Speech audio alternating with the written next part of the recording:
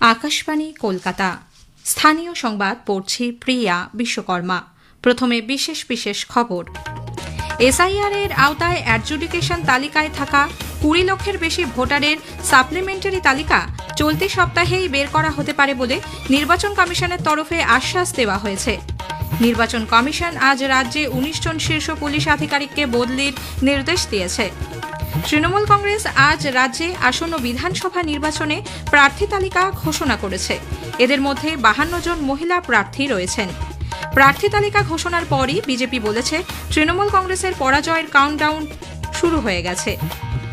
পশ্চিমবঙ্গ সহ 4টি রাজ্য, একটি কেন্দ্রশাসিত অঞ্চলে আসন্ন বিধানসভা নির্বাচন এবং 6টি রাজ্যে উপনির্বাচনের জন্য মোট 1111 জন কেন্দ্রীয় পর্যবেক্ষক নিয়োগ করা হচ্ছে।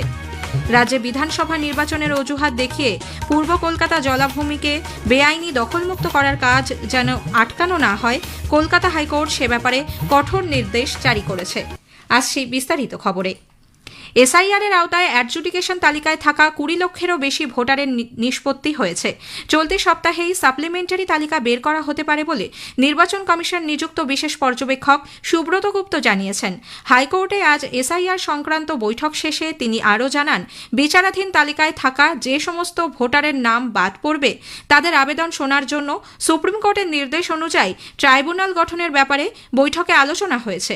যেসব বিচারকদের নিয়ে এই ট্রাইব্যুনাল গঠন করা হবে তাদের নাম কলকাতা হাইকোর্টের প্রধান বিচারপতি সুজয় পাল নির্বাচন কমিশনকে জানাবেন। সাপ্লিমেন্টারি অ্যাপ্লিকেশন নিয়ে আলোচনা হয়েছে। আশা করা হচ্ছে যে এই সপ্তাহের মধ্যেই আমরা পাবলিশ করতে পারবো। ওনারা সিদ্ধান্ত নিয়েছেন, ওদের নাম আমাদের সাথে শেয়ার করবেন এক দুদিন। এখন যে অবস্থায় আছে তাতে শুক্রবার বা শনিবার বেরিয়ে যাওয়া উচিত। তারা নাম পাঠাবেন আমাদের কাছে, আমরা ব্যবস্থা করবো, তারপর ট্রাইব্যুনাল কাজ করতে শুরু করবে। সেই আইডিয়া আমি বলতে পারি যে যা যা হচ্ছে সেগুলো সাপ্লিমেন্টারি লিস্টে প্রায় 20 লক্ষ নিষ্পত্তি হয়েছে। রাজ্যের মুখ্য নির্বাচনী আধিকারিক মনোজ কুমার আগরওয়াল জানান, পূর্ণাঙ্গ তালিকা প্রকাশের লক্ষ্যে অত্যন্ত দ্রুত গতিতে কাজ চলছে। কলকাতা হাইকোর্টের প্রধান বিচারপতি সুজয় পালের নেতৃত্বে আয়োজিত ওই বৈঠকে উপস্থিত ছিলেন রাজ্যের নবনিযুক্ত মুখ্য সচিব দুষ্যন্ত নারিয়ালা, রাজ্য পুলিশের নতুন মহানির্দেশক সিদ্ধিনাথ গুপ্তা প্রমুখ। নির্বাচন কমিশন আজ রাজ্যের 19 জন শীর্ষ পুলিশ আধিকারিককে বদলির নির্দেশ দিয়েছে। এডিজি দক্ষিণবঙ্গ, উত্তরবঙ্গ সহ বিভিন্ন জেলার পুলিশ সুপার ও পুলিশ কমিশনারকে বদলি করা হয়েছে। এডিজি দক্ষিণবঙ্গ হিসেবে নিযুক্ত হয়েছেন ডক্টর রাজেশ কুমার সিং। এডিজি উত্তরবঙ্গের দায়িত্ব দেওয়া হয়েছে কে জয়া রমনকে। একই সঙ্গে আসানসোল দুর্গাপুর পুলিশ কমিশনার হিসেবে ডক্টর প্রণব কুমার, হাওড়ার পুলিশ কমিশনার হিসেবে অখিলেশ কুমারকে নিযুক্ত করা হয়েছে।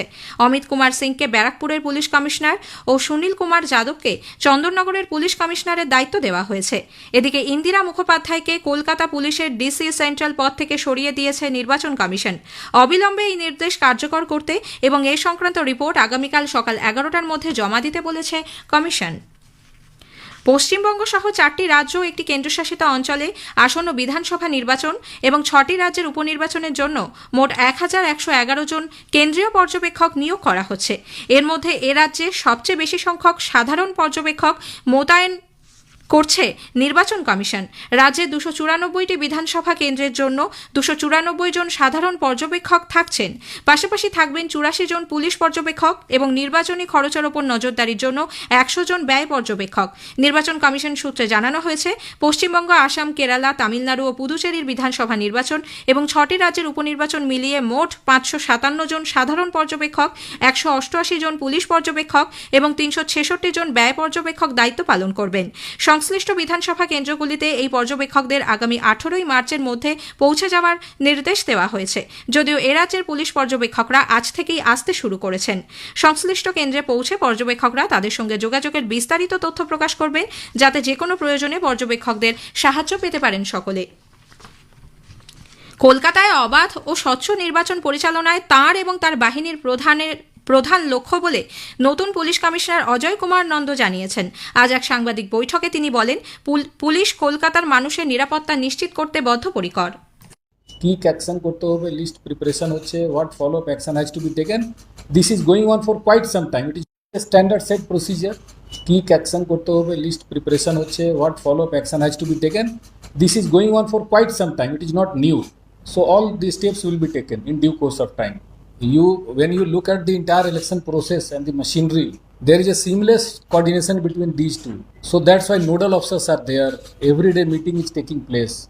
So at different levels, there are nodal officers. And it is a humongous exercise. You must appreciate this. It is not easy. নির্বাচন কমিশন অবসরের পর পুনরায় নিযুক্ত আধিকারিকদের বিস্তারিত তালিকা চেয়ে রাজ্য সরকারকে চিঠি দিয়েছে। বর্তমানে রাজ্য সরকারের বিভিন্ন দপ্তরের সঙ্গে যুক্ত প্রাক্তন আইএএস এবং আইপিএস আধিকারিকদের তথ্যও চাওয়া হয়েছে বলে প্রশাসনিক সূত্রে খবর। স্থানীয় সংবাদ শুনছেন আকাশবাণী কলকাতা কেন্দ্র থেকে। তৃণমূল কংগ্রেস আজ রাজ্যে আসন্ন বিধানসভা নির্বাচনের প্রার্থী তালিকা ঘোষণা করেছে। তৃণমূল কংগ্রেস নেত্রী মুখ্যমন্ত্রী মমতা ব্যানার্জি তাঁর কালীঘাটের বাড়ি থেকে পাহাড়ে 3টি আসন অনিত থাপার দল ভারতীয় গোর্খা প্রজাতান্ত্রিক মোর্চাকে ছেড়ে দিয়ে বাকি 291টি আসনে দলীয় প্রার্থীদের নাম ঘোষণা করেন। মুখ্যমন্ত্রী মমতা ব্যানার্জি ভবানীপুর কেন্দ্র থেকে প্রতিদ্বন্দ্বিতা করবেন। বিজেপি এই কেন্দ্রে প্রার্থী করেছে বিরোধী দলনেতা শুভেন্দু অধিকারীকে। 74 জন বর্তমান বিধায়ককে এবার প্রার্থী করা হয়নি। 135 জন বিধায়ক তাদের পুরনো কেন্দ্র থেকেই প্রতিদ্বন্দ্বিতা করবেন। 15 জন বিধায়ককে আসন পরিবর্তন করা হয়েছে। সাংবাদিক বৈঠকে দলের সর্বভারতীয় সাধারণ সম্পাদক অভিষেক বন্দ্যোপাধ্যায় ও সভাপতি সুব্রত বক্সিকে পাশে নিয়ে তৃণমূল কংগ্রেস নেত্রী জানান, শিল্প, সংস্কৃতি, বুদ্ধিজীবী, ক্রীড়া জগতের বিশিষ্টজন সহ সব ক্ষেত্রের মানুষকে প্রার্থী তালিকায় স্থান দেওয়া হয়েছে। দার্জিলিং এর 3টে সিট আমরা লড়ছি না।